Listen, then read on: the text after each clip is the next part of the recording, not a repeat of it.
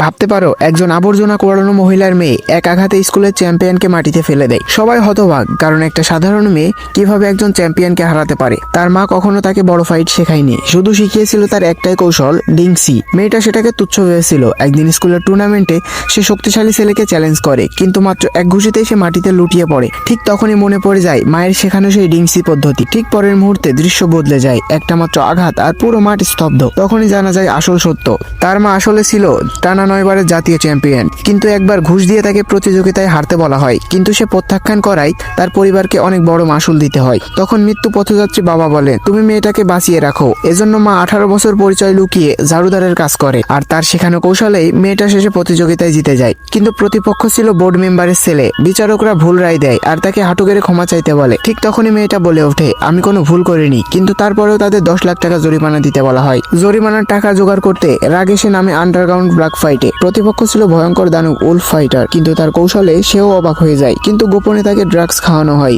যার ফলে মেয়েটির কোনো আঘাতই তার উপর কোনো প্রভাব ফেলে না, কিন্তু তার আঘাতে মেয়েটা মাটিতে লুটিয়ে পড়ে। ঠিক শেষ মুহূর্তে আসে মরণঘাতী ঘুষি, আর তখনই এক হাতে সেই ঘুষি ধরে ফেলে তার মা। ভিডিওটির বাকি অংশ দেখতে চ্যানেলটি সাবস্ক্রাইব করো।